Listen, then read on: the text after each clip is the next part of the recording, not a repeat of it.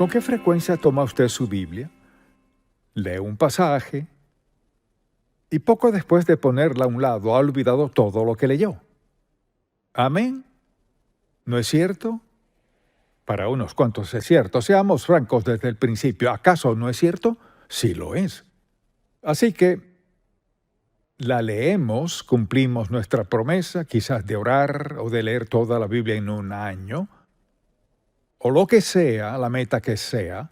Así que tenemos la certeza de que Dios nos bendecirá porque leímos su palabra, lo cual hará. Pero ¿qué de aplicar lo leído?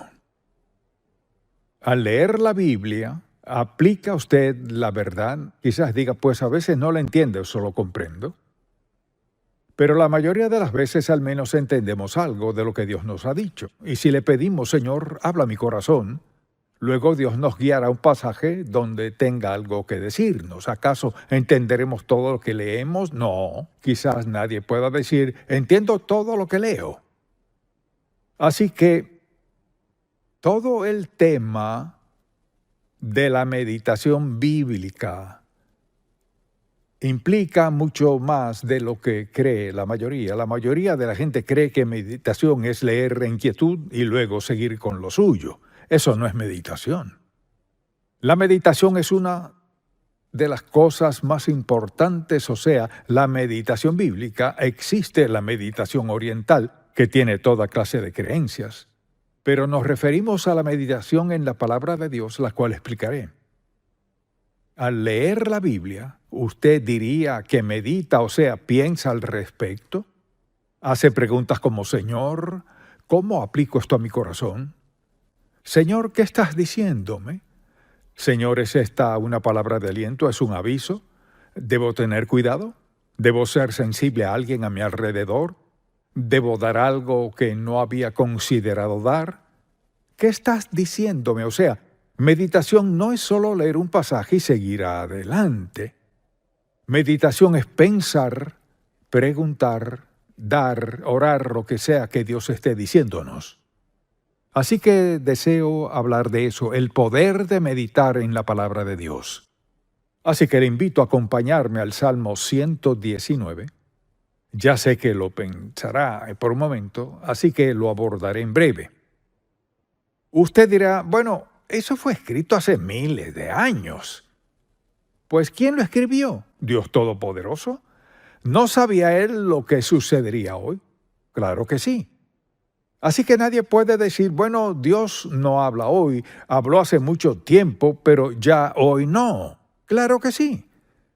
Porque nos ha dado su palabra, la ha preservado para que cada generación desde que habló pueda oírla de alguien o pueda leerla hoy o escucharla de algún otro modo. Así que en este Salmo 119, escuche lo que dice David desde el versículo 97. Oh, cuánto amo yo tu ley. Todo el día es ella mi meditación, que era la manera de David decir, pienso en ella todo el día. Me has hecho más sabio que mis enemigos con tus mandamientos. Esa es su promesa. Sus mandamientos nos hacen más sabios que nuestros enemigos, porque siempre están conmigo. Más que todos mis enseñadores he entendido, por escuchar a Dios, porque tus testimonios son mi meditación. O sea, meditación es pensar en lo que Dios está diciéndome. Más que los viejos he entendido, o sea, la edad no siempre tiene que ver con el entendimiento, porque he guardado tus mandamientos, o sea, porque los acato y trato de hacer lo que me pides que haga. Señor, entiendo lo que dices en este pasaje. De todo mal camino contuve mis pies para guardar tu palabra.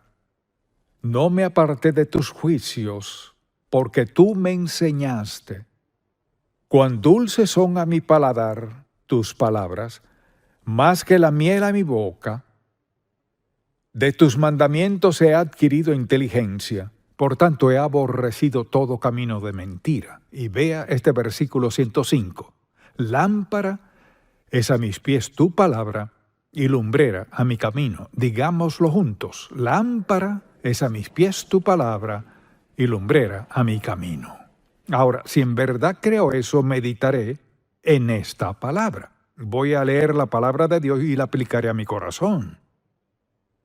Lámpara es a mis pies tu palabra y lumbrera a mi camino. Le pregunto, si la palabra de Dios no es lámpara a sus pies, ni luz a su camino, ¿qué lo es?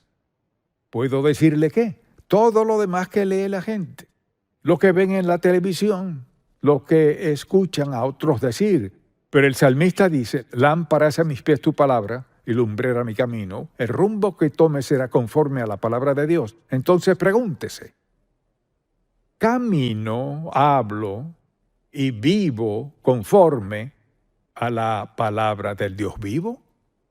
¿Estoy aclimatado a la publicidad y la propaganda televisiva que a la palabra de Dios?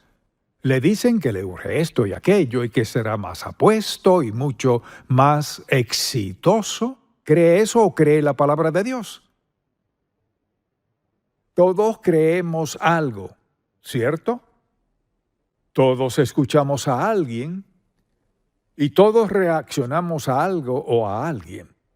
Solo le digo que la palabra de Dios es el libro más importante del mundo y la guía de la palabra de Dios es la más importante porque, mire, escogerá amigos sabios, no se endeudará y así podemos seguir con las promesas que Dios hace y mire, la respuesta que experimentará usted en su vida cuando la palabra de Dios guía su vida. La meditación es el proceso por el cual aprendemos a escuchar a Dios, aplicar estos principios a nuestra vida y verlo actuar. No podemos leer la palabra de Dios y poner en práctica sus principios en nuestra vida sin que surta efecto. Usted dirá, ¿cómo lo sabe? Se lo diré. Porque el día en que aceptó a Cristo como su Salvador personal, el Espíritu Santo vino a su vida a sellarle como hijo de Dios y a facultarle, a capacitarle, a enseñarle a creer la palabra de Dios y por ende a dirigir su vida. Ahora, ¿qué queremos decir con meditación conforme a la palabra de Dios? Son tan importantes como para escribirlos. Quizás usted diga, bueno, ni siquiera soy cristiano, anótelas de todas maneras, porque quizás sea salvo para el final de este mensaje, y si no, quizás en algún otro momento. Así que de lo que estamos hablando aquí es de qué es meditar. Primero, es enfocar nuestro corazón en Dios y dejar todo lo demás a un lado. Eso es meditación. No se trata de leer, mucha atención. Ahora bien, no se enoje, no se moleste, no se irrite. No se trata de leer la Biblia con el televisor encendido, a menos que lea lo que predico mientras lo ve. Esa es la diferencia. Pero no es, voy a hacer mi devocional mientras yo veo mi programa favorito, no. Meditar es dejar a un lado todo lo demás. Piensa en esto, habla con Dios omnisciente, omnipresente, omnipotente, todopoderoso, quien le ama incondicionalmente. ¿Por qué querría estar escuchando o viendo cualquier otra cosa cuando habla con Dios Santo, Todopoderoso, quien tiene poder sobre su vida entera? Así que es dejar todo lo demás a un lado. Segundo, se trata de escuchar más que hablar. Meditar es más escuchar que hablar. Señor, ¿qué estás diciéndome? Y en cualquier momento quizás pasemos por muchas emociones al hablar con Dios mientras Él trae algo a nuestra mente. Tercero, es la actividad más importante en la vida de un seguidor de Cristo. Quizás usted tenga poco tiempo siendo creyente y nadie le ha dicho eso, pero de eso que preste mucha atención. Meditar, leer, y hablaremos de lo que ello implica, leer la palabra de Dios. Meditar en la palabra de Dios es la actividad más importante en su vida porque es allí donde recibe dirección clara. En cuanto a qué hacer, con quién hablar, a quién escuchar, qué comprar, qué no comprar. Meditar, enfocarnos en el único Dios, Jehová Dios, quien tiene la respuesta a todas nuestras preguntas. Segundo, quien está dispuesto a darnos guía en la vida si estamos dispuestos a escucharlo. Entonces, cuando aprendemos a meditar, ¿qué sucederá? Mire, es una forma de vida. Que estemos en una relación con Dios en la cual meditemos y esperemos en Él y tengamos esos momentos en los que dejemos todo a un lado para escucharlo. ¿Y cuáles son los resultados? Escríbalos. Primero que todo, calma nuestro espíritu. ¿Está preocupado? Llega tarde a casa, el tráfico estuvo terrible, todo el mundo en su trabajo dice y hace cosas que le desagradan o le incomodan. La meditación tranquiliza su espíritu, o sea, la meditación nos calma. Cuando vamos delante de Dios y decimos, Señor, ¿sabes qué clase de día he tenido, etcétera? O quizás has recibido malas noticias. Dios calmará su espíritu. Lo ha prometido. Segundo, Dios ilumina nuestra mente para que pensemos como piensa Él en lo que nos concierne. Cuando comenzamos a pensar como Dios en cuanto a lo que nos preocupa, de inmediato hay un sentido o grado de paz, porque nuestro Padre Celestial nos ha dicho, nos ha mostrado y nos ha dado a conocer, entiendo y sé qué hacer. Te dirigiré, te guiaré, no te preocupes, confía en mí, no te preocupes, confía. En tercer lugar, aumenta nuestra energía. Usted dirá, ¿qué tiene eso que ver? Todo. Recuerdo muchas ocasiones a lo largo de los años en las que desperté un domingo en la mañana y me puse de rodillas y oré, Señor, necesito que me ayudes. No voy a poder predicar, tendrás que ayudarme, pero no tenía un pastor asociado, o era yo o nadie, y me esperaban y casi ni podía levantarme de la cama. En algún momento, en ese instante y al momento preciso, Dios me levantó, me vistió, me alistó, repasé el mensaje, me alentó y prediqué como si nada hubiera pasado. Puedo decirle, Dios sabe cómo darnos la clase de energía que necesitamos, porque Él sabe cuál es la necesidad. Ahora, mucha atención. Mi Dios pues suplirá todo lo que os falta conforme a sus riquezas en gloria y sin duda conforme a su tiempo. Lo que deseo que veamos es que Dios es personal. No es algo en el cielo. Dios es un ser personal e íntimo quien, al aceptar a Cristo como nuestro Salvador, entra en nuestro corazón mediante su Espíritu, lo prometió. Y algo que promete es darnos dirección, paz, calma, devoción en nuestro corazón cuando estamos dispuestos a escucharlo. Así que tendremos energía. Dios sabe cuándo estamos agotados. ¿Sabe cuándo necesitamos energía divina? Algo maravilloso de Dios es que, piensa en esto, Él sabe lo que necesitamos y es ilimitado para darnos justo lo que necesitamos, en lo que sea que estemos pasando en la vida. Y piense también en esto.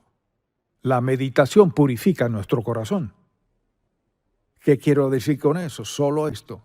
El Espíritu Santo dentro de nosotros sacará a la luz el pecado en nuestro corazón. Quizás usted piense, Señor, nada está funcionando bien. Dios sabe por qué no.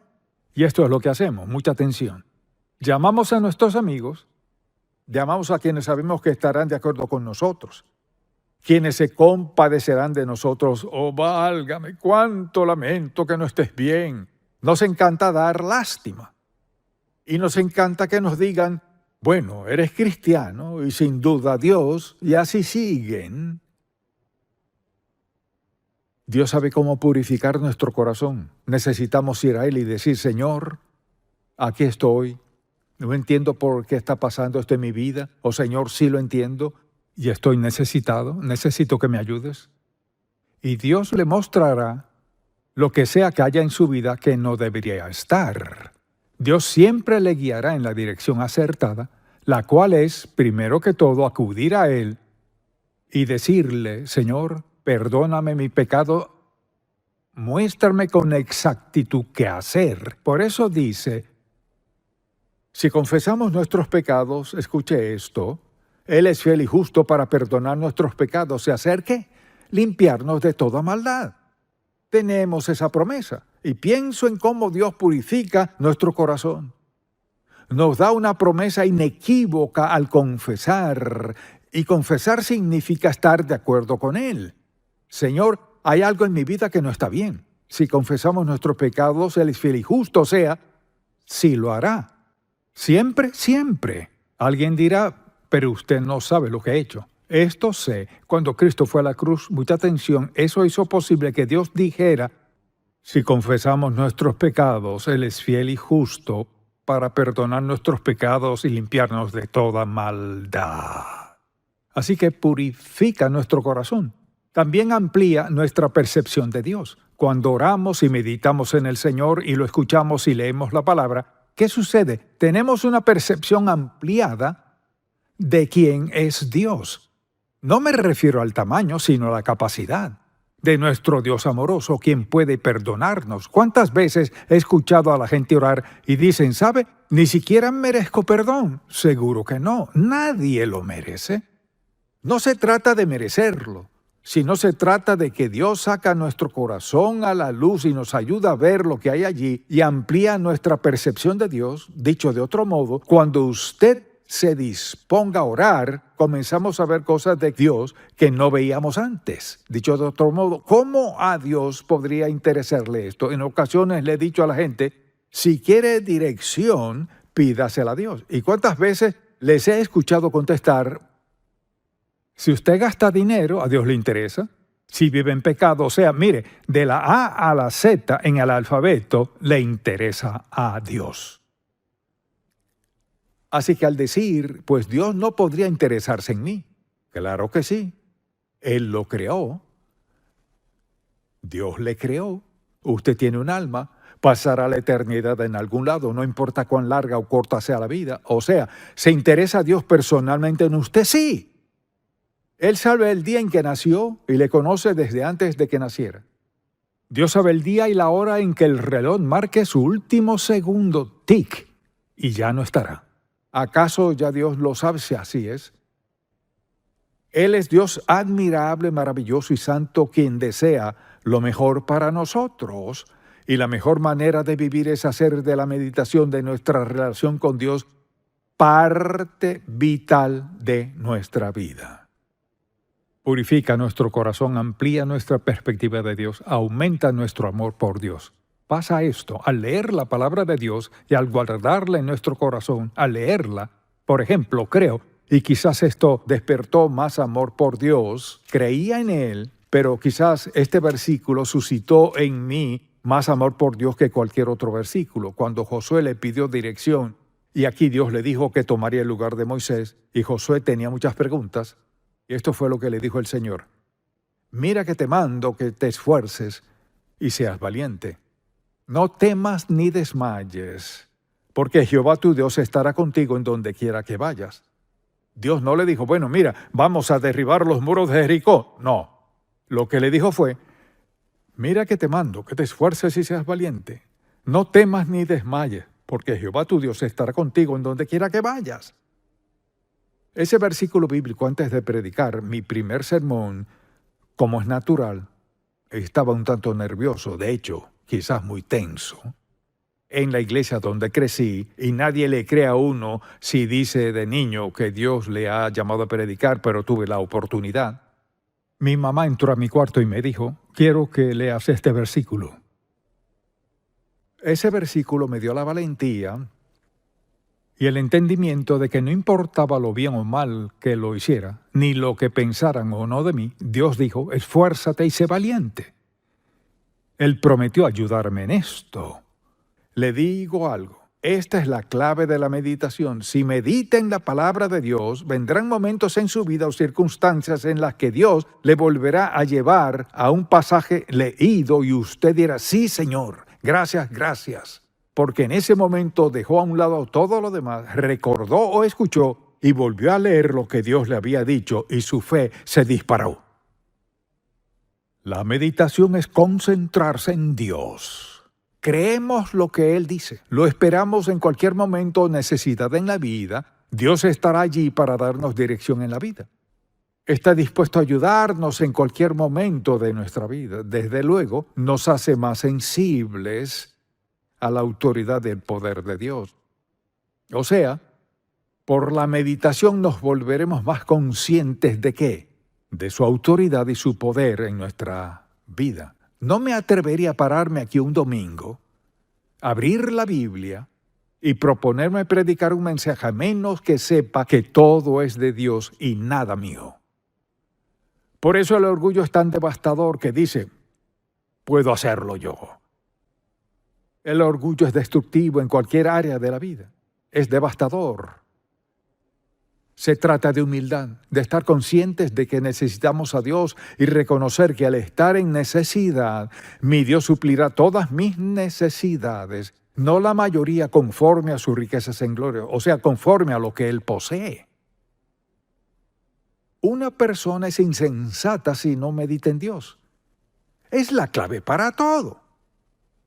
Además, fortalece nuestra fe. Cuando vemos a Dios contestar nuestra oración, vemos que cuando todo lo demás se ve mal, se ve tormentoso, parece que no hay otro modo. Y recuerdo muchas ocasiones en mi vida cuando pensé, Señor, solo tú puedes manejarlo. Momentos muy críticos, Señor, solo tú puedes manejarla esto. Pero confío en ti. Mire, Él está dispuesto a venir a nuestro rescate en cualquier situación. Si andamos en su voluntad, está dispuesto. ¿Por qué? Porque le da gloria y honor. Quizás usted diga, Señor, solo tú puedes hacer eso. Hemos glorificado a Dios al esperar y luego al anticipar y luego verlo hacer su obra en cualquier situación que enfrentemos. Y algo más aquí. Fortalece nuestra fe, como es natural, y nos hace más conscientes de la presencia de Dios. Nada logra eso más que la meditación. Al apartar tiempo para leer la palabra de Dios y hablar con Él, ¿qué hace? Nos concientiza más de su presencia y de las posibilidades. Vemos en la palabra cómo obró Dios en la vida de David, cómo actuó en la vida de Josué. Pasamos por la palabra de Dios. Por último, diría que la meditación nos infunde gozo. Al pasar tiempo meditando en la palabra, leyéndola, escuchando a Dios, viéndolo obrar en nuestra vida, ¿qué sucede? Hay gozo. ¿Por qué hay tal gozo? Porque tenemos un maravilloso sentido de reconocimiento de que pase lo que pase, Dios tiene el control. Así que deseo decirle esto. El suceso más importante en su vida, en cualquier momento, desde el instante de su salvación, es el tiempo que pasa a solas con Dios. Ya sea leyendo su palabra o hablando con Él, es muy importante leer la Biblia. Es decir, nada es tan importante como dejar todo a un lado y estar a solas con Dios. Dicho de otro modo es así. Físicamente es como meterse en un closet. Ya han sellado la parte inferior de la puerta, no hay luz, está en oscuro total, todo oscuro. Aprender a meditar en Dios es como estar en plena luz. Dios abre la puerta y nos muestra cosas que no veríamos de ningún otro modo. ¿Sabe cuál es la pregunta? ¿Valoro lo suficiente mi relación con Dios como para pasar con Él ese tiempo que estoy dedicando a hacer o escuchar o a ver algo más? Dios es maravilloso. Y la verdad es que muchas veces me siento del todo incapaz de expresar cuán maravilloso es.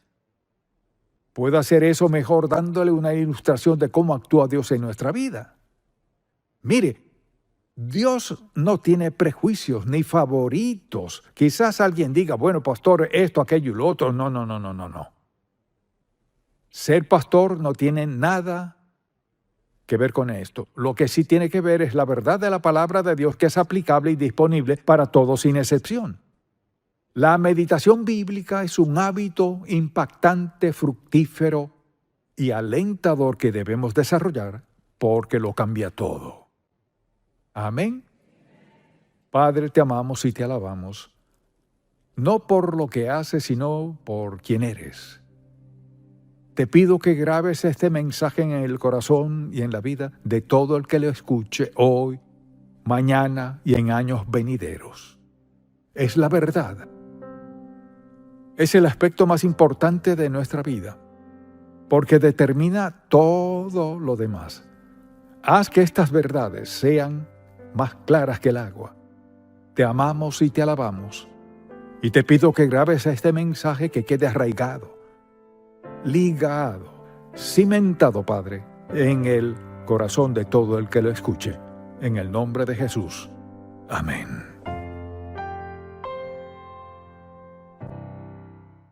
Y hay muchas madres. Algunas son buenas, otras no tanto. Pienso en las madres y en cuán importantes son para toda la sociedad. Todos hemos tenido una. Y gústele o no, usted tiene una madre. Tal vez la haya amado o no, pero tiene una madre. Y cuán valiosas son a los ojos de Dios. Así pues, con eso en mente, vayamos a 2 Timoteo, al primer capítulo, y veamos el primer versículo de esta segunda epístola a Timoteo, y fíjese lo que dice. Pablo, apóstol de Jesucristo por la voluntad de Dios, según la promesa de la vida que es en Cristo Jesús, a Timoteo, amado hijo, gracia, misericordia y paz de Dios Padre y de Jesucristo nuestro Señor. Doy gracias a Dios, al cual sirvo desde mis mayores, con limpia conciencia, de que sin cesar me acuerdo de ti en mis oraciones noche y día, deseando verte al acordarme de tus lágrimas, para llenarme de gozo, trayendo a la memoria la fe no fingida que hay en ti, la cual habitó primero en tu abuela Loida y en tu madre Eunice, y estoy seguro que en ti también. Por lo cual, debido a esa relación, te aconsejo que avives el fuego del don de Dios que está en ti por la imposición de mis manos, porque no nos ha dado Dios espíritu de cobardía, sino de poder, de amor y de dominio propio. Pablo le escribió a Timoteo, pues quizás estaba un poco desanimado con su trabajo en la iglesia. Entonces, con ese pasaje en mente, pienso en ¿cuáles son las cualidades de una madre consagrada? ¿Cómo es una madre consagrada a Dios? Podemos hablar de madres hermosas, madres pudientes, madres jóvenes, toda clase de madres, pero ¿qué es de una madre consagrada? ¿Quiere decir que es perfecta? No, no lo es. Pero significa que tiene una cualidad que la distingue de la mayoría. Una madre consagrada a Dios. O sea, es una madre que ora y lee la palabra de Dios. Quizás no siempre lo haga diario, pero tiene esa costumbre en su vida. Tiene ese hábito porque aceptó a Cristo como su Salvador personal, cree en la palabra de Dios y sabe que las instrucciones bíblicas la ayudarán a ser mejor esposa, mejor madre cuando vengan los hijos. No solo eso, sino que influirá en ella para todo. Influirá en su forma de vestir, su forma de ser, cómo trabaja la clase de esposa que es y la clase de madre que será. Y esa es la meta de Dios para cada madre, que sea consagrada, no perfecta, sino consagrada. O sea, que su conducta, su carácter y su conversación sean acordes con la palabra de Dios. No significa que sea como alguien más, ni que se parezca a alguien, ni que haga lo que hace alguien más. Es una mujer consagrada y su vida está arraigada en la Biblia y en la oración. Por eso hace tan buena labor al criar a sus hijos, porque son reflejos suyos. Segundo, pienso en esta clase de madre, que es una madre que ha aprendido a confiar en Dios para todas sus necesidades en la vida.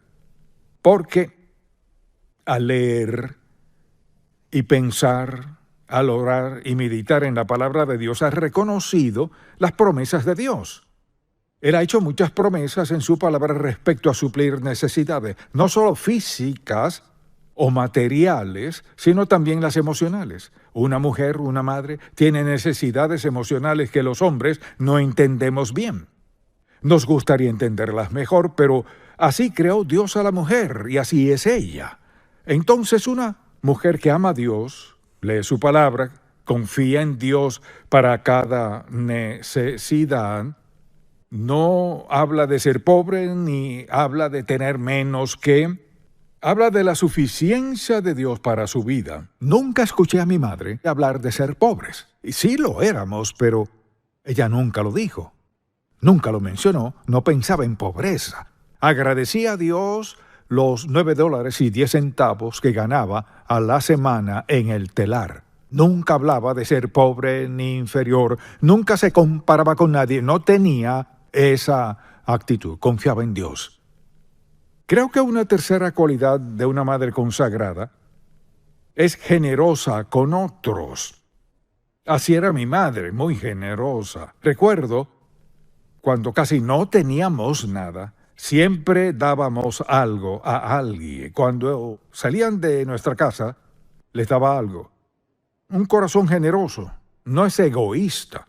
Un corazón generoso piensa en otros porque a veces lo único que uno tiene para darle a una visita es una palabra de aliento. Piensa en lo impactante que es eso. A veces una palabra de aliento es mucho más poderosa que el dinero o alguna posición en la vida, pero dice algo de su carácter, algo de su identidad, algo de su espíritu, algo de su forma de ser. O sea, una madre consagrada a Dios es generosa con otros y sabe lo que es la generosidad y sabe que al halagar a alguien lo hace de forma que tiene un efecto especial, es edificante. Todo el mundo lo necesita. Nadie quiere que lo destrocen.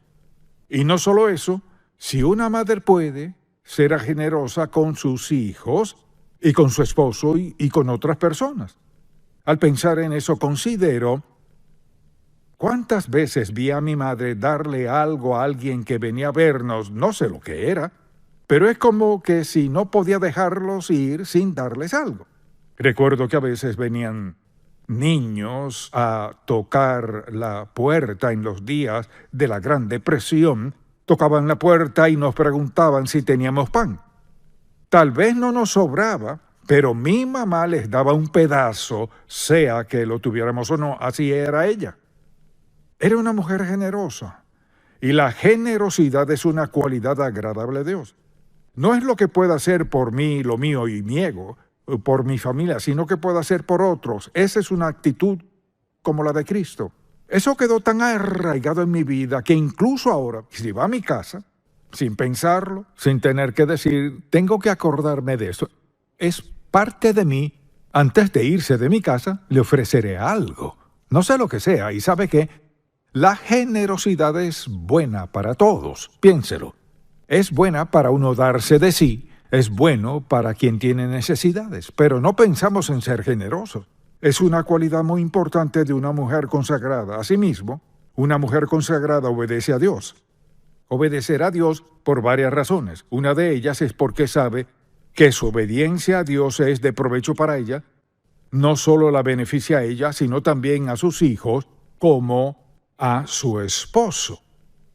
Entonces, al pensar en obedecer a Dios, me ha escuchado decirlo una y otra vez, obedezcamos a Dios y dejemos las consecuencias en sus manos. Eso es esencial en la vida.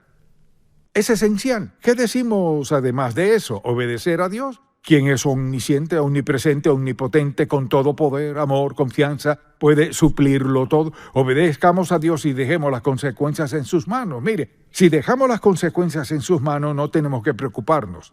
Una mujer consagrada a Dios tendrá una actitud de obediencia a Dios, por lo que no se preocupará por mucho, sino que será una persona temerosa de Dios que reflejará a Cristo. Creo que podríamos decir que otra cualidad de una madre consagrada a Dios es que perdona. El perdón es esencial. No solo la Biblia nos enseña a perdonar, sino, piensa en esto, mucha tensión. Las personas rencorosas viven en estrés, viven en tensión. No importa qué más hagan, que se vea o se sienta bien, lo que sea. Una actitud rencorosa es un espíritu de tensión y estrés. Ahora quizás alguien diga, bueno, no sabe con quién vivo yo. Pues no sé con quién vive, pero sí sé que Dios, quien vive en usted, si es seguidor de Cristo, le ha dado la facultad de perdonar a cualquier persona. Pero todo el asunto del perdón es parte vital del ambiente familiar. Poder perdonar, porque todos hemos pensado que nuestros padres no nos perdonaban, o hemos pensado que de alguna manera nos trataban mal, pues yo no merecía eso. La verdad es que quizás todos merecíamos más de lo que recibimos. Pero el perdón es la actitud de un seguidor de Cristo. Mire lo que Él perdonó. Antes sed benignos unos con otros, misericordiosos, perdonándoos unos a otros, que es lo que el Señor Jesucristo promete que hará. Entonces, en su hogar, ¿hay espíritu de perdón allí? Porque mire, siempre habrá tensiones en ciertos aspectos de la vida, que si no permite que su hijo maneje este auto o aquel otro, su esposa no recibió esto o aquello, así se acumula la tensión. Si no puede perdonar, vivirá en estrés, no importa quién sea, ni lo que tenga, ni cuánto tenga. Si no perdona, vive con estrés y este llega a la mente y al corazón. No lo necesita, Dios no quiere que lo tenga. Y el perdón es la clave para eliminarlo de su vida. Luego pienso en la actitud de perseverancia. Quizás diga, ¿eso qué tiene que ver con esto? Perseverancia significa persistir, que sigo haciendo lo que estoy haciendo hasta que lo termine y no dejar las cosas a medias. Recuerdo a mi mamá, si yo dejaba un par de pantalones tirados, decía, recógelos. O si dejaba algo fuera de lugar, arréglalo. O sea, después de comer, ella nunca dejaba la mesa hecha un desastre. Perseverar significa que sé lo que debo de hacer y lo hago. No espero que alguien más lo haga, me encargo yo. Creo que esa es una clave en la vida que a menudo la gente olvida. Quienes tienen logros en la vida son persistentes. O sea, si esta es la meta, haré esto y lo haré hasta que lo lleve a cabo. No me voy, no dejo de hablar, no dejo de amar, no dejo de aceptarte, no me rindo porque las cosas no salgan a mi manera. Perseverancia significa que Dios nos ha dado vida, nos ha enseñado qué hacer al pasar por adversidad. No me rindo ni claudico. Y creo que eso es muy difícil para mí, que alguien se rinda cuando uno ha dado lo mejor y por alguna razón no lo valoran, o cualquiera que sea el caso. Pienso en las veces en las que tuve que ponerme de rodillas y pedirle a Dios, Señor, no deje que me desanime, no importa lo que vea ni lo que sienta, no deje que me desanime. Ayúdame a seguir adelante en acción. Mire, tendría que estar en mi lugar, en esos tiempos arduos, tener que pararme frente a todos cada domingo y predicar el Evangelio. Recuerdo que tenía que estar muy seguro de que mi corazón estuviera limpio, puro y perdonar sin duda alguna. Dios actúa en medio de todo eso, pero hay que seguir adelante. Por ejemplo, la madre de un niño pequeño, ¿cuántas veces se levanta a medianoche para cuidar a ese niño? Dios ha sembrado en las madres ese maravilloso sentido de disposición deliberada para hacer lo que sea necesario por sus hijos. Y creo que los esposos, los padres, sin duda deben valorar eso en cualquier madre consagrada, perseverante. Se puede contar con ella, pase lo que pase. ¿Diría usted que es esa clase de madre? ¿O esa clase de esposa con quien pueden contar pese a todo? En dificultad, aún es de fiar, no es agobiante, no se queja, ni refunfuñe, ni se compara su familia con la familia de alguien más, ni compara lo que tienen ellos con lo que usted tiene. No, nada de eso cuadra en la vida de una mujer consagrada. No significa que se deje pisotear, no es eso, sino que ha determinado ser lo que Dios quiere que sea. Es la misma cualidad que todos necesitamos en nuestra vida. Al no rendirnos ni claudicar porque algo no nos parezca bien o por no tener lo que queremos, hay que ser perseverantes, de confiar pese a lo que sea. Así también Jesucristo fue un siervo. Nos enseña mediante su palabra que debemos tener una actitud servicial, o sea, no vivimos para nosotros, sino para otros. Creo que de todas las personas que necesitan una actitud servicial para ser feliz, es la madre. Porque ¿qué hace ella? Sirve a todo el mundo, cada día, toda su vida, da de sí misma. Bien, la próxima vez que se canse y diga hasta aquí, recuerde que Cristo fue un siervo. Servía a quienes trabajaban con él. Y la verdad es que el servicio es nuestra entrega a otros.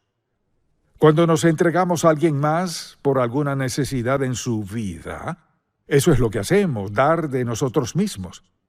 Y la actitud servicial es agradable a Dios. No solo eso, alguien con una actitud servicial llega mucho más lejos en la vida que alguien egoísta. Ya sea en su empleo, con sus amistades, en el caso que sea. La actitud servicial no pregunta ¿cómo cuadra esto con mi agenda? ¿Cómo me siento? ¿Qué gano? ¿Qué recibiré de todo esto? No, la actitud servicial dice ¿qué puedo hacer por ti? ¿Cómo puedo ayudarte o ayudarla? Sirve al Dios vivo al servir a su familia. Y una actitud servicial es agradable a Dios. Así que al hablar de consagración de eso se trata. Además diría que tiene una vida ordenada. Una vida ordenada es organizada. O sea, hay una secuencia. Piensen los niños pequeños que deben levantarse e ir a la escuela con solo 6 o 7 años de edad. Tienen un horario que seguir. Si uno no es ordenado, mire, donde no hay orden, hay confusión, frustración, ansiedad, tensiones, estrés y discusiones. Porque a eso se reduce. Una vida ordenada es organizada. Sabe lo que hará y cómo lo hará, cuánto tiempo le tomará y se asegura de llevarlo a cabo. Si piensa en esto, quien quiera que sea y la clase de padres que sean, sus hijos exhibirán algunas, si acaso no muchas, de sus actitudes y de sus hábitos. Así es la vida. Así que los padres no pueden descuidar a sus hijos y decir, bueno, sabes, estarán bien. No, hay disciplina y hay actitudes y hábitos que debemos formar cada uno de nosotros. Todos desarrollamos hábitos que a su vez pasamos. Es decir, si un hijo ve a su padre ser desordenado, sin sentido de organización, hace lo que venga sin prever, tendrá una gran tendencia a ser perezoso. Lo mismo es cierto de una niña. Por eso es muy importante que llevemos la clase de vida que querramos que nuestros hijos tengan. Piense en Jesucristo.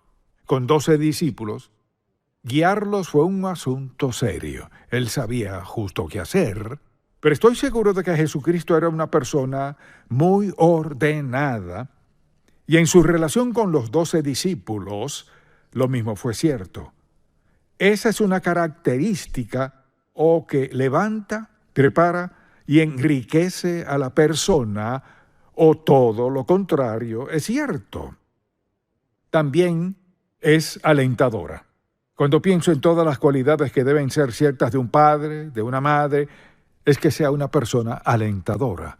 Cuando nace un niño y esa madre lo carga en su pecho, ¿sabe lo que está haciendo? Ha comenzado a alentar a ese niño.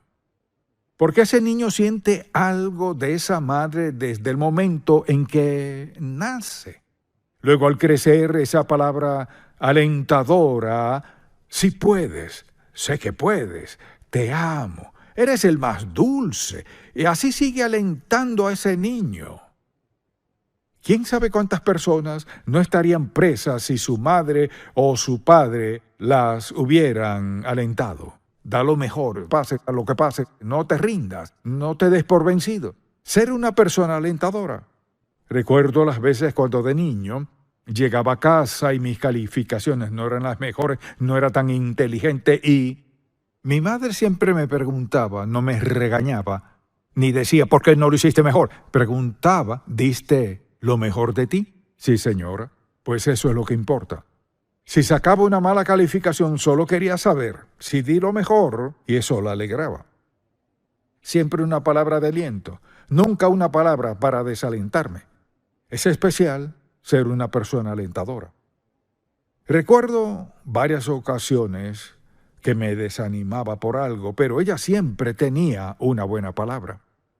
Toda madre sin excepción debe ser alentadora.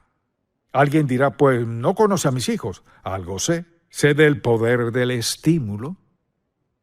Bueno, mi esposo no me aprecia. Sé del poder del estímulo. Dar aliento tiene algo que comunica un mensaje. Sí puedes. Sí lo harás.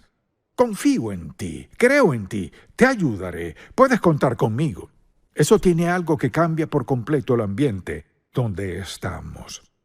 Luego, por último, mencionaré una que quizás sea la más difícil: amar de manera incondicional. Esa parte incondicional la sube a otra categoría. Tuve un padrastro por varios años. No lo quería ni me agradaba en nada. Ni lo quería cerca, pero él estaba allí. Y tuve que aprender a amar a alguien que no me agradaba. Mi madre me enseñó eso. Por sus acciones, me enseñó a amar y a perdonar, aun cuando no quisiera perdonar. Ni siquiera quería amar. No quería nada que ver con él, pero así no era la vida. Hasta que por fin dije, Señor, ¿cómo confronto esto? Y algo que mi madre siempre hacía cuando ella salía de casa, o si ella salía antes, siempre hacía lo mismo. Siempre me abrazaba y decía, recuerda que mamá te ama. Siempre me abrazaba, aún lo siento. Partió hace mucho, pero aún siento ese abrazo. Y sus palabras, recuerda que mamá te ama. Un abrazo es algo especial. Toda mujer necesita contacto. El tipo de contacto adecuado. Un toque que diga, estoy pensando en ti, te amo, te aprecio, estaré ansioso de verte cuando regrese. No hay nada que un hombre no pueda dar si ama a la madre de sus hijos, a su esposa. El contacto tiene algo poderoso. Toda mujer que ama a su esposo, a sus hijos, dirá eso. El contacto tiene algo poderoso. No el contacto sexual, el contacto amoroso. No porque quiera algo, sino porque aprecio algo. Creo que esas cualidades harán de cualquier mujer una esposa fabulosa, una madre fabulosa. Gracias a las madres por ser las madres que son, las esposas que son, que crezcan en su gracia. Hay algo muy poderoso en una mujer consagrada, una madre consagrada. Amén. Padre, cuán agradecidos estamos. Puedes darle a cada madre aquí un sentido de realización.